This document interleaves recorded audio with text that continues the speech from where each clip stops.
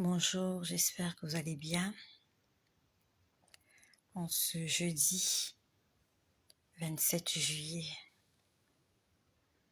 je remercie Dieu, notre Père, notre Créateur, de ce qui nous fait grâce d'être toujours en vie et en bonne santé. C'est une grâce de continuer. C'est une grâce de ce que nous sommes toujours à la disposition des hommes et des femmes qui ont besoin de nous. C'est une grâce d'être toujours à la disposition de celui qui veut nous garder en vie. Je suis désolée pour la position, je suis très fatiguée. Je suis vraiment fatiguée. J'ai passé, on va dire, depuis hier, je n'ai pratiquement pas dormi.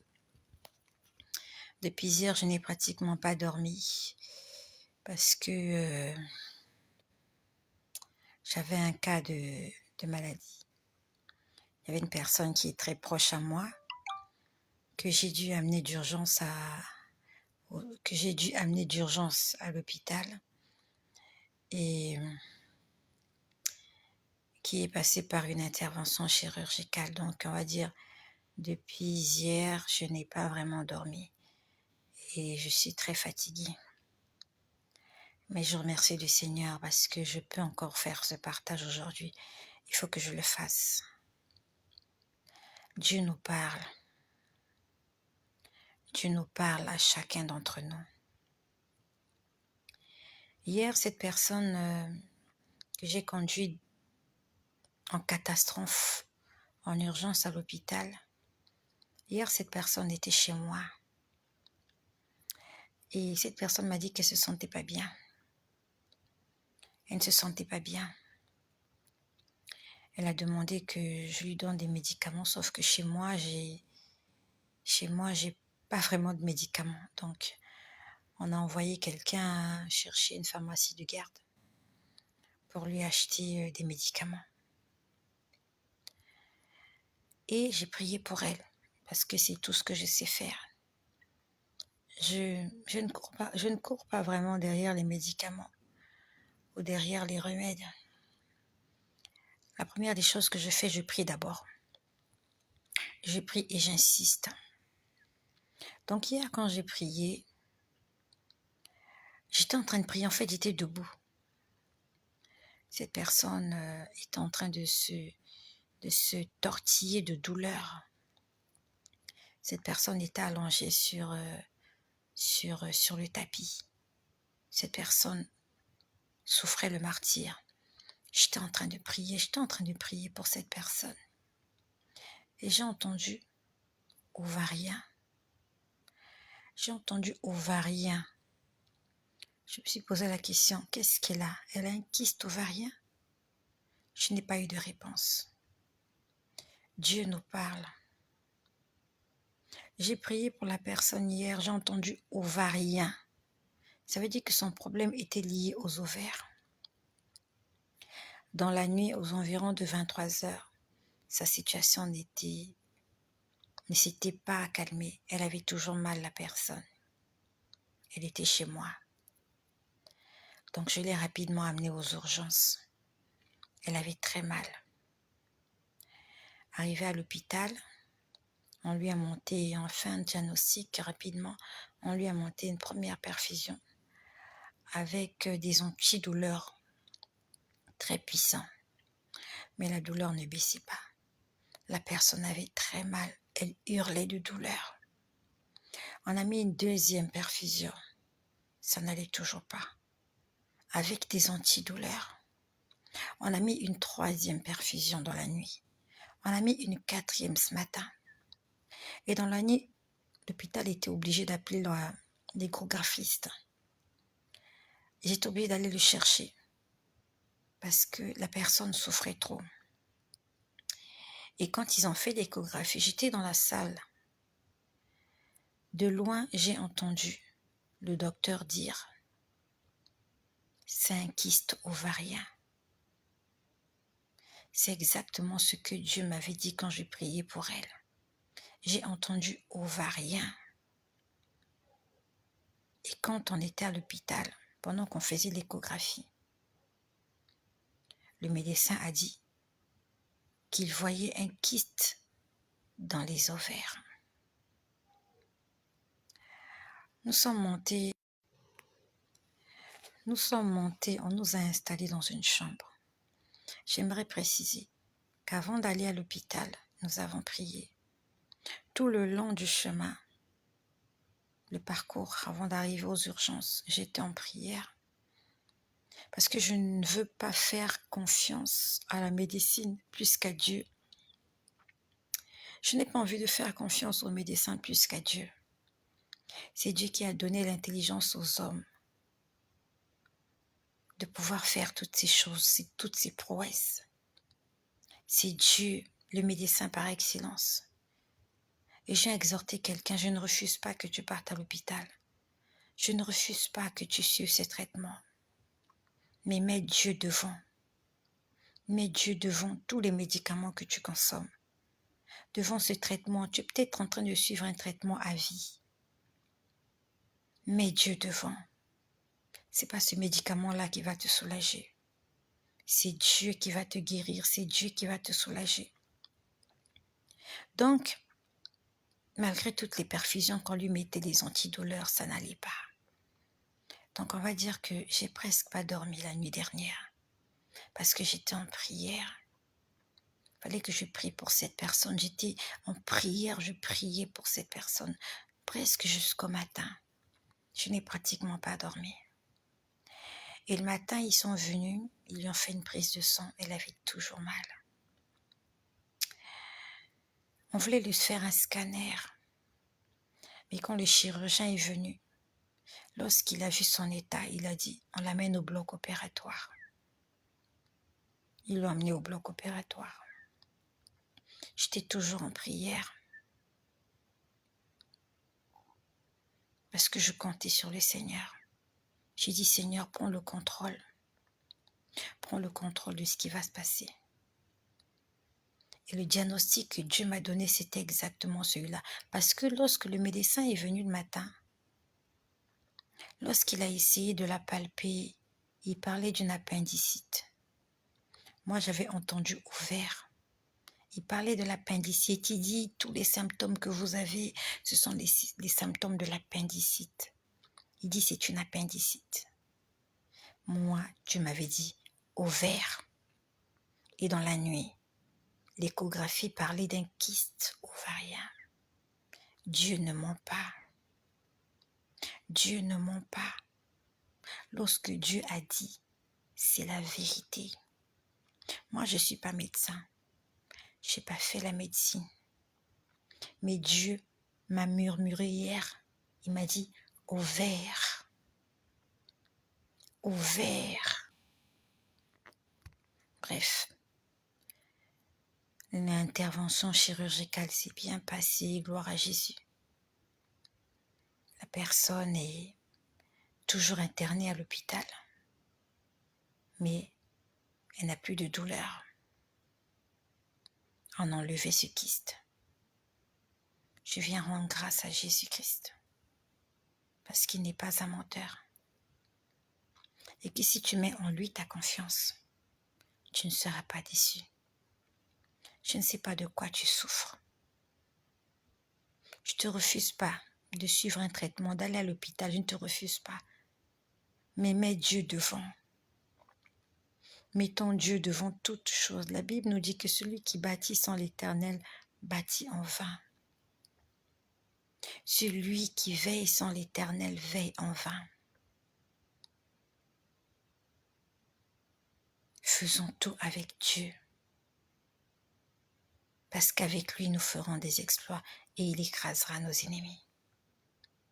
Donc j'étais là, j'ai passé une sacrée nuit de prière. J'étais vraiment en prière. Et avant qu'on nous installe dans la chambre, lorsque nous étions dans la salle de soins,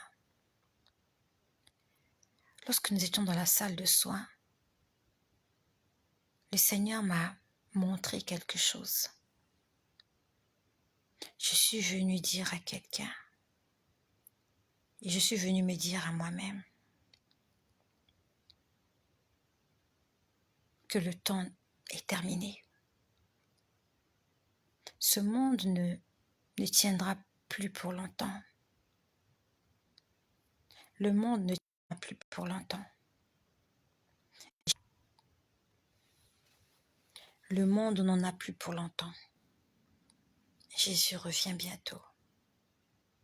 Très, très bientôt. J'étais là assise dans la salle de soins. Dans cette salle, il y avait 2 agents de santé. Il y avait un médecin et l'autre, je crois que c'était l'assistant du médecin. Et j'avais avec moi, à côté de moi, cette personne qui était malade en train de souffrir. Et le Seigneur m'a montré, j'ai vu quelque chose dans mon esprit. J'ai vu quelque chose dans mon esprit. Je me suis vue toute petite. J'étais minuscule. À la limite, j'étais invisible. Quand je dis invisible, ça veut dire que j'étais tellement minuscule qu'il fallait faire attention pour remarquer ma présence dans cet endroit. Je ne sais pas si vous avez suivi le film Kirikou. J'avais l'impression d'être Kirikou. Et en face de moi, il y avait un homme. Donc, je voyais la scène.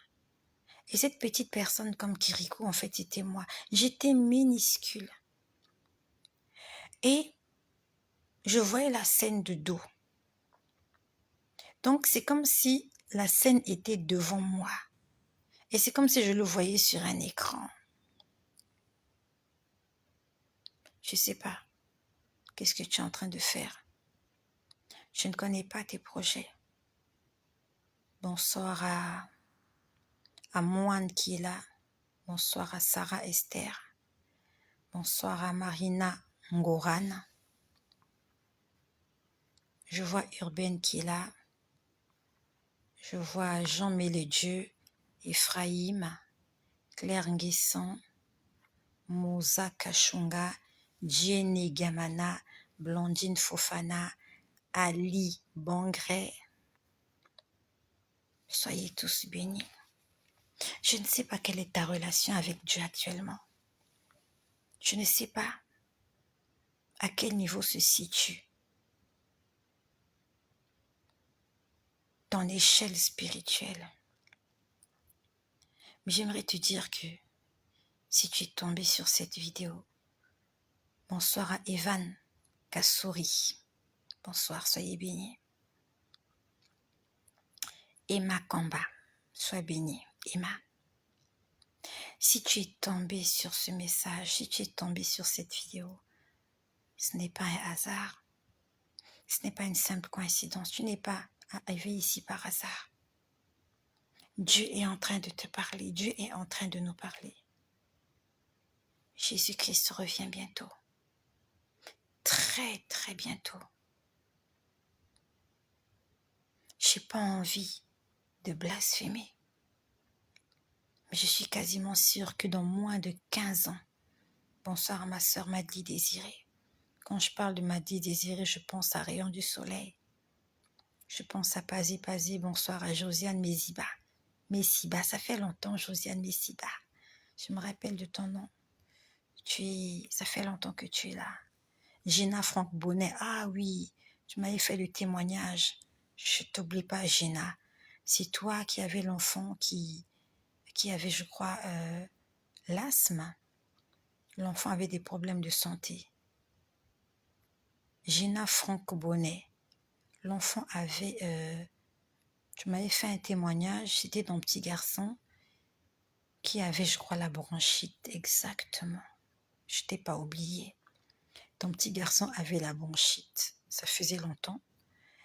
Et une fois, tu es tombé sur un de mes témoignages et tu as chassé la bronchite. Et la bronchite a quitté le corps de ton enfant. Je suis en train de m'adresser à Gina Franck Bonnet. J'aimerais que tu témoignes cela. Non seulement sur cette chaîne, mais au milieu de toi. Au milieu des gens qui t'entourent. Témoigne-leur. Voilà, je sais que c'est toi. Je sais que c'est toi. Comment il va le psy? J'espère qu'il va bien. Attache-toi à Jésus-Christ, ma sœur. C'est comme ça que ça fonctionne. Lorsqu'on est en face d'une difficulté, nous parlons à la maladie, nous ordonnons à la maladie, nous insistons. La maladie a des oreilles. Elle écoute. Elle va nous obéir. Gaël Mandingue, ça fait longtemps vous tous. Ça fait vraiment longtemps. Je suis heureuse que vous soyez toujours là. Et Jésus-Christ encore plus. Il est heureux de vous compter parmi ses enfants. Donc j'aimerais dire à quelqu'un, excuse-moi de te dire ça, je suis quasiment sûre que Jésus-Christ reviendra dans moins de 15 ans. Peut-être même dans moins de 12 ans. Il ne nous reste plus beaucoup de temps sur cette terre. Donc je disais que j'étais dans cette salle-là, la salle de soins hier à l'hôpital. Je vois la scène par derrière. Donc c'est comme si je voyais la scène par derrière. Donc c'est comme si on me montrait quelque chose à l'écran. J'ai vu une personne minuscule. Merci de partager ce message afin d'avertir quelqu'un. Je vois une personne minuscule en train de s'entretenir avec un homme. Et je voyais cet homme de dos. L'homme, je le voyais de dos. Mais l'homme était en face de cette petite personne minuscule. Et la petite personne minuscule, en fait, c'était moi. Et la petite personne minuscule avait levé la tête comme ça pour voir la personne. Ça ressemblait comme au film de Kirikou. Vous voyez, Kirikou, il est tout petit et il voit tous les autres comme ça. Pour voir les autres, il lève la tête. Et c'est comme ça que je voyais. Et l'image était marron. Quand je dis l'image était marron, c'est difficile à expliquer. Il ne faisait ni jour ni nuit dans cet endroit. Il faisait marron. Bon, on va dire il faisait rouge, quelque chose comme ça. La couleur du temps, c'était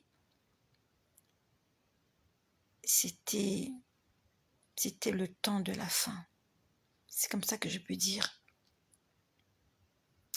Je ne sais pas comment je peux vous dire. C'est le temps, la température. En anglais, the water. En fait, the water, the weather. C'est comme, je ne sais pas comment je peux expliquer. C'est comme si on vous dit quelle température il fait chez vous. Vous dites il neige, ou bien vous dites c'est l'été, vous dites c'est l'automne, c'est le printemps, ou vous dites il pleut, mais il fait beau, il y a du soleil. Sauf que là, c'était ni le printemps, ni l'été, ni l'automne, ni l'hiver. C'était ni la saison sèche, ni la saison des pluies. C'était le temps de la fin.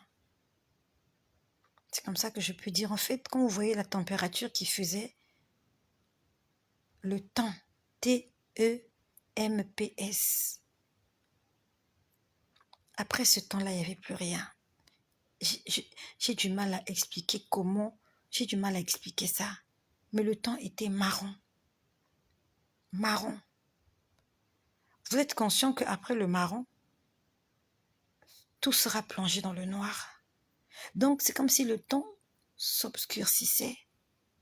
Il devenait de plus en plus sombre. Et on s'approchait du noir. Et je ne voyais pas le bout. Je ne voyais pas la continuité du temps.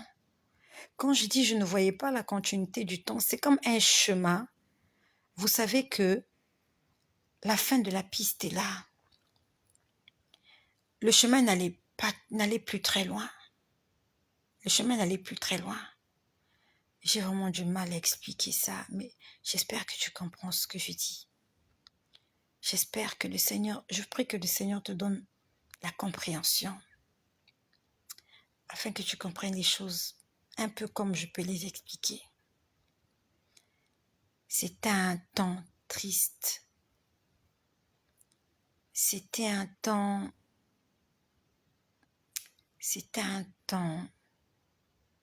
le temps de la fin. Donc je vois cet homme était Je crois qu'il était accroupi. Il était accroupi. Et quand il était accroupi, mais il avait levé une de ses jambes. J'avais l'impression que accroupi, mais sa jambe droite était levée. Donc, c'est comme si, en fait, c'est comme s'il s'appuyait sur sa jambe droite tout en étant accroupi. J'aimerais te faire un dessin, mais je sais que tu comprends. Quelqu'un qui s'accroupit, mais les deux pieds ne sont pas pliés. Il a levé un pied et il s'appuie sur ce pied-là. J'espère que tu comprends ce que je dis. J'espère. Pas totalement accroupi. Un pied accroupi, donc un pied accroupi et l'autre pied demi-accroupi, plié. Et il était en train de parler à cette petite personne qui était en face d'elle, de lui. C'était un homme. Si tu me demandes comment il était habillé, il avait porté comme une soutane. Mais tout était marron en fait. Tout était marron. Donc le ciel était marron, le temps était marron, les gens étaient marrons, les visages des gens étaient marrons. Ça ressemblait à... Tout était marron.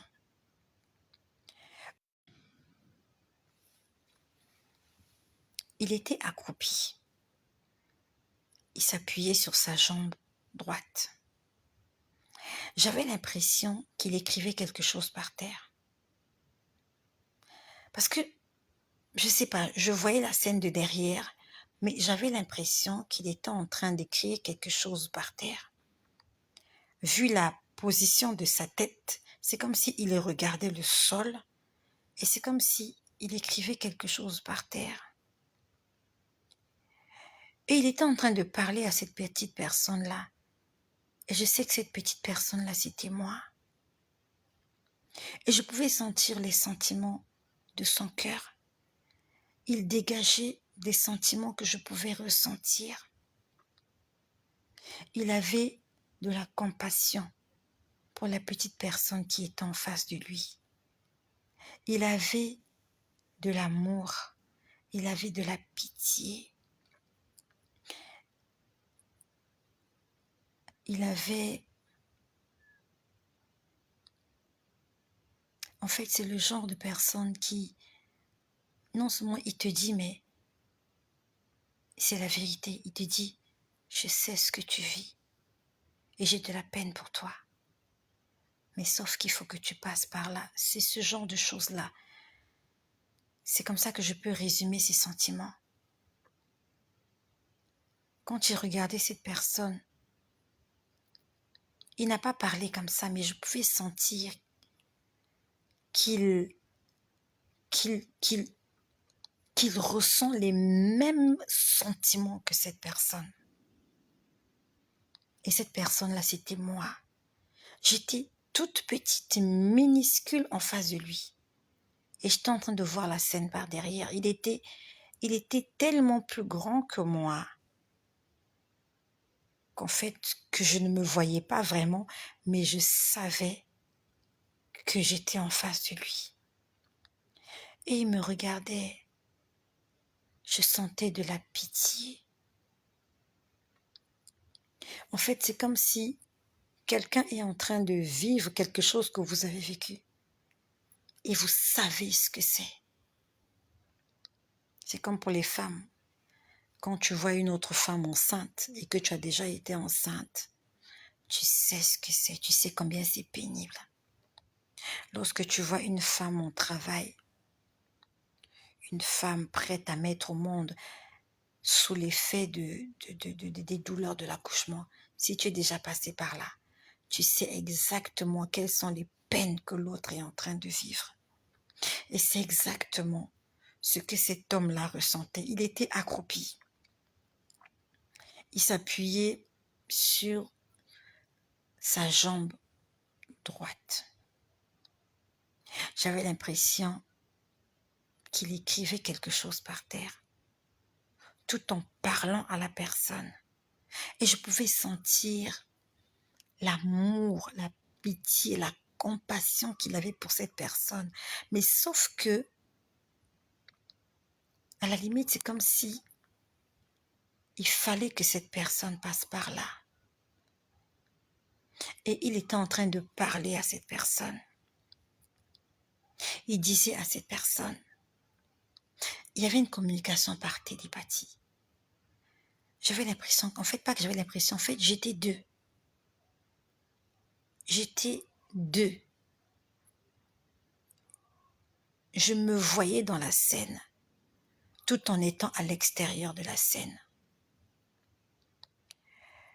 Donc, je pouvais lire dans son cœur. Je pouvais lire dans son cœur, je sais ce que tu traverses. Je sais que c'est pas facile pour toi. Je te comprends. Je comprends tous tes sentiments. En fait, il n'a pas parlé comme ça, mais j'avais comme une transmission. Il y avait comme une transmission de, il y avait comme une transmission entre lui et moi. Je pouvais sentir ce qu'il sentait. Et il sentait de l'amour, de la pitié, de la compassion pour cette petite personne qui était moi. Et je le voyais par derrière. Et juste après, là maintenant, je n'ai plus ressenti les émotions, mais j'ai entendu la personne maintenant parler. La personne a dit, encore un peu de temps. Il a dit, patiente encore un peu de temps et je viendrai te chercher. Et quand il a dit, je viendrai te chercher, je savais que il va y avoir un mariage. Il va y avoir une cérémonie, une célébration. Je ne sais pas comment je le sais, mais je le sais. Lorsqu'il a dit, patiente encore. Non, c'est comme s'il disait, en fait, c'est comme s'il disait, supporte encore un peu de temps et je viendrai te chercher. Quand il a dit, je viendrai te chercher, je savais qu'il allait venir sous la forme comme d'un fiancé qui était parti, qui a promis le mariage à une jeune fille et il est revenu, il vient épouser cette fille-là. En fait, il vient enlever cette fille-là, la honte. Il vient l'honorer. Donc quand il a dit « je viendrai te chercher », ça ressemblait à une histoire d'amour. Tu as rencontré quelqu'un, mais cette personne a été forcée d'aller dans un pays lointain, par exemple, mais il t'a dit, la personne t'a dit « reste tranquille, sois fidèle, je reviendrai, je vais t'épouser, tu seras ma femme, je viendrai t'honorer, je te le promets, ne te laisse pas emporter par de vains discours, moi je t'aime et je viendrai t'épouser. » Ça ressemblait à une promesse de mariage qu'un homme a fait à une femme. Je ne sais pas si je me fais comprendre. Je ne sais pas. Ça, je l'ai entendu audiblement. La personne a dit, en fait, c'est comme s'il disait, souffre encore un peu, supporte. Et quand il a dit un peu, je connaissais exactement le nombre d'années que cette personne-là devait encore patienter avant de se marier avec cet homme qui est en train de lui parler. C'est assez compliqué ce que je dis. Mais je prie que le Seigneur t'ouvre l'intelligence afin que tu comprennes. Et quand il a dit, je viens te chercher, c'est là où je vois le chemin. Je me rends compte que, en fait, le chemin n'est plus lent. La marche n'est plus longue. Lorsque vous allez quelque part, vous pouvez voir le chemin. Vous pouvez dire, ah, mais au fond du chemin, il y a ceci. Sauf que je voyais le chemin n'allait plus à perte de vue. C'est comme si on était arrivé presque à destination.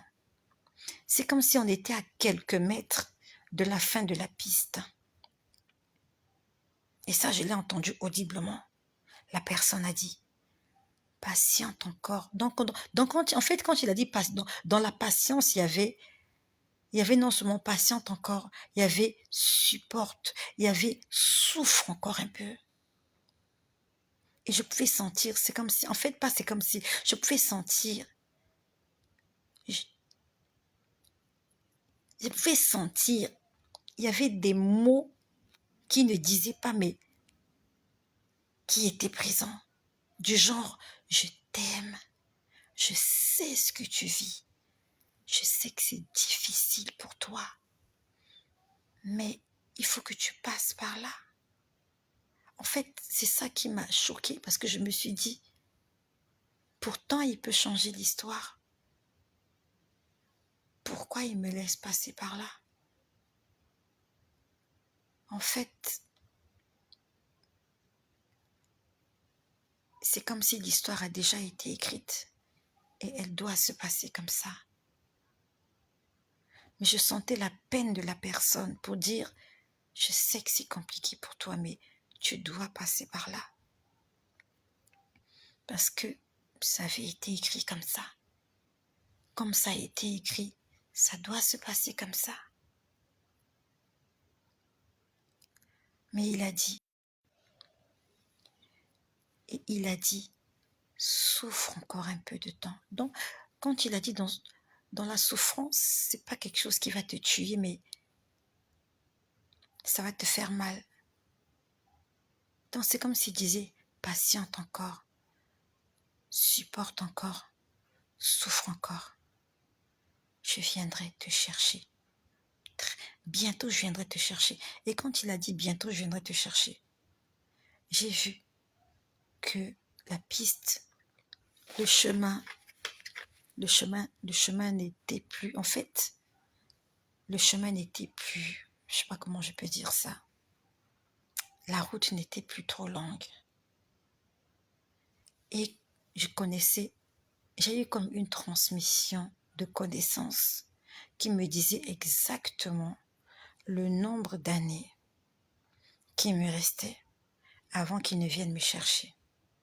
Et j'avais une transmission d'informations qui viendra me chercher comme on vient épouser une fille chez elle. En fait, il vient t'honorer, il vient te ôter la honte.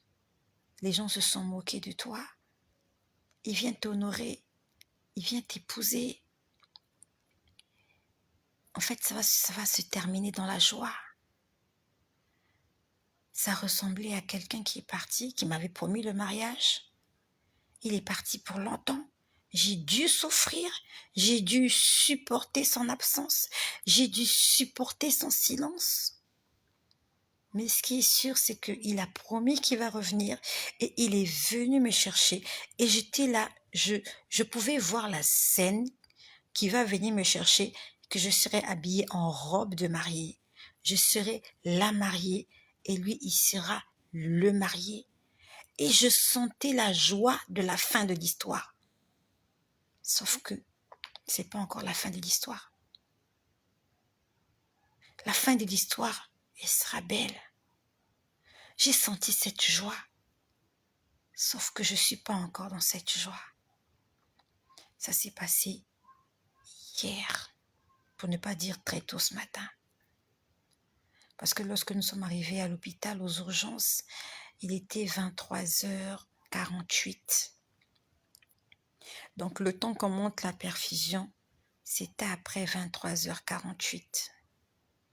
Ça s'est passé après 23h48, donc je suppose que nous étions déjà à minuit. Pourtant, j'étais en train de prier pour la personne qui était malade. Je priais pour que Dieu intervienne, pour que Dieu calme ses douleurs. Mais c'est la scène que j'ai vue. Il ne nous reste plus beaucoup de temps. Jésus va sûrement revenir dans moins de 10 ans. Ce qui est sûr, c'est que lui seul connaît l'heure, le jour, le mois exact. Mais il peut nous donner l'approximation. Je suis contre ceux-là qui croient que Jésus ne peut te donner le jour de son retour. Lorsque nous lisons la Bible, les prophètes ont prophétisé. Ils ont donné des détails. Mais il y a des gens qui étaient témoins de cela. Ésaïe a prophétisé sur la venue du Messie. Même Moïse a prophétisé. Ézéchiel a prophétisé.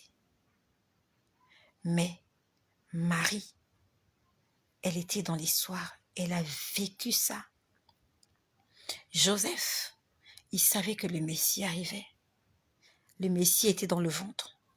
Lorsque Marie était enceinte de 6 mois, Joseph savait que le Messie a 6 mois de grossesse dans le sein de sa mère.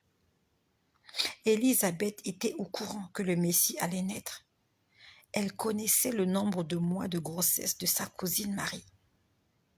Zacharie était au courant parce que Marie était la cousine de sa femme. Et quand Jésus est né, les mages étaient au courant. Tout Israël n'était pas au courant, mais il y avait une minorité des gens. La venue de Jésus n'était pas populaire, mais il y avait des gens à qui Dieu avait parlé. Il y avait les 4 mages qui étaient au courant. Il y avait les bergers qui avaient reçu la visitation de l'ange pour leur dire « Le royaume des cieux est descendu, le Messie est arrivé ». Tout Israël n'était pas au courant, mais une minorité. Les bergers, les mages, Marie, Joseph, Élisabeth, Zacharie.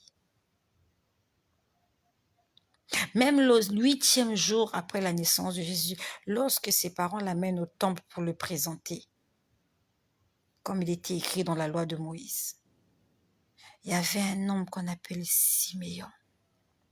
Lorsque Siméon a tenu Jésus, il savait qu'il avait le Messie dans ses mains.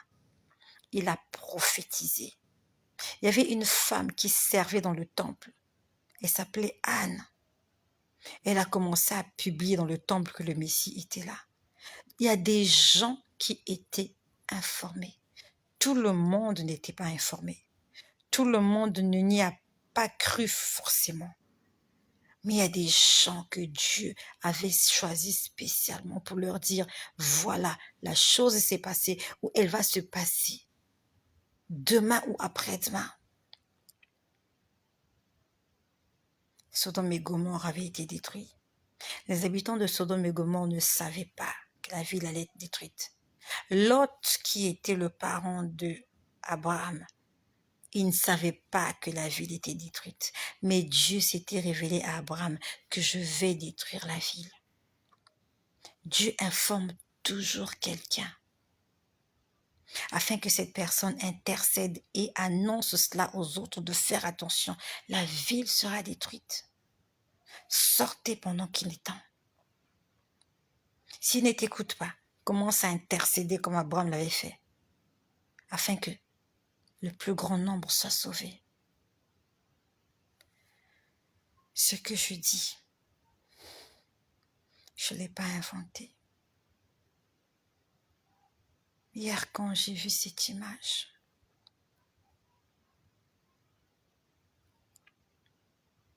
j'étais consolée parce que ma souffrance ne durera plus longtemps. Je ne souffrirai plus longtemps. Plus les jours passent, plus je me rapproche de mon dernier jour sur cette terre.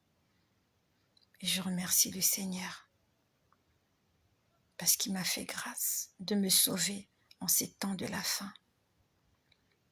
J'aurais pu mourir avant cela, ou j'aurais pu continuer à vivre mon ancienne vie dans l'ignorance. Mais il a jugé bon qu'à quelques années de son retour, qui vienne se révéler à moi. Et pour ça, je lui suis reconnaissante. Il est venu me chercher au bon moment. Ce n'est pas gai ce que je vis. Lui-même, il a reconnu hier que je passe par des moments difficiles. Dieu sait que tu passes par des moments difficiles. Mais comme j'ai cru le comprendre hier, ça avait été écrit comme ça, que j'allais passer par là. Et il ne peut pas changer ça. Il me disait juste, je sais ce que tu vis.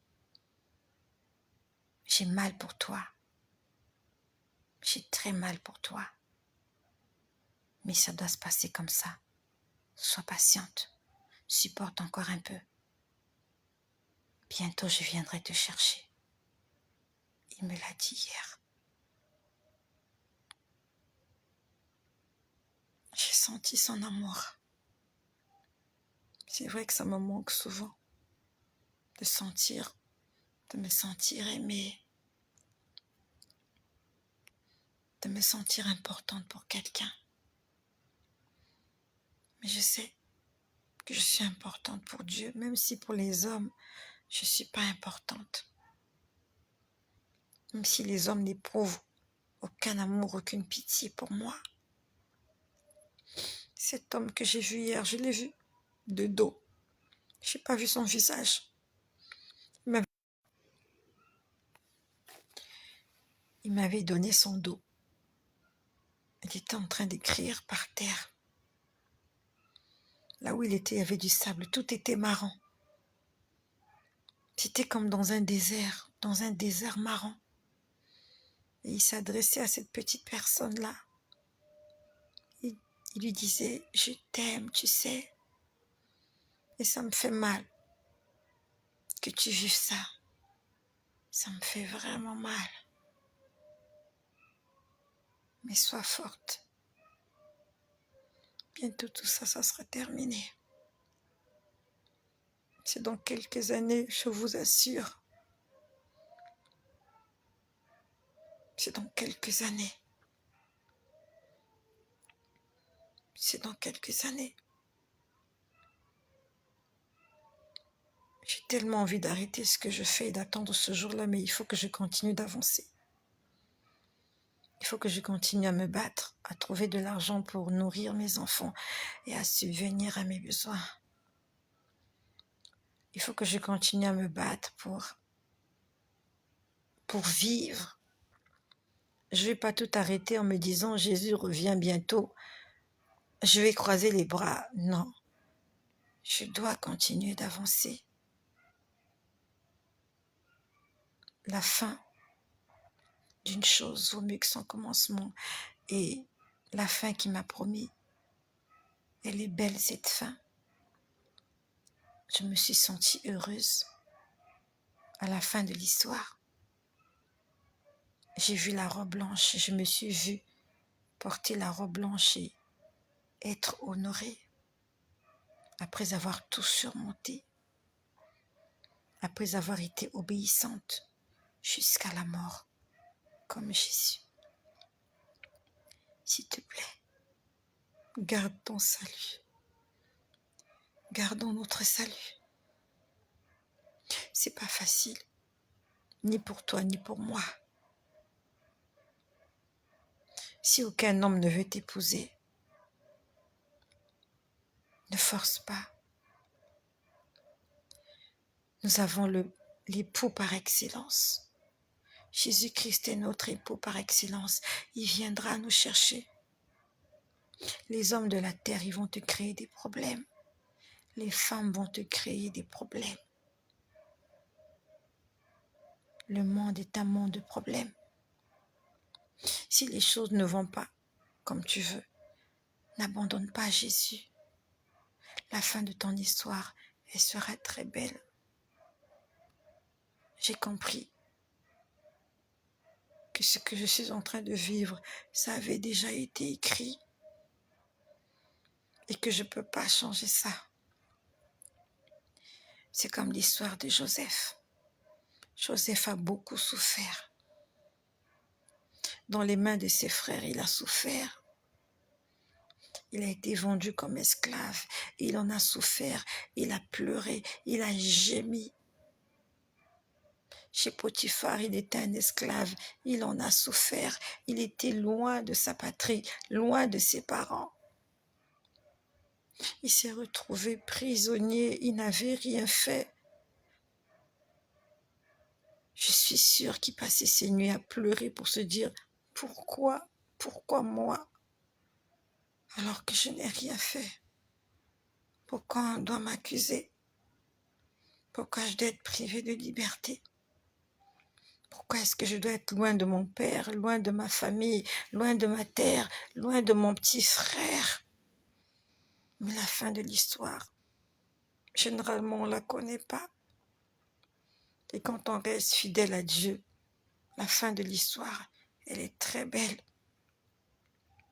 De là où on est, on ne voit pas la fin de l'histoire. Mais au fur et à mesure qu'on avance, les choses deviennent plus claires. Seulement, il faut avancer. C'est difficile pour toi et pour moi.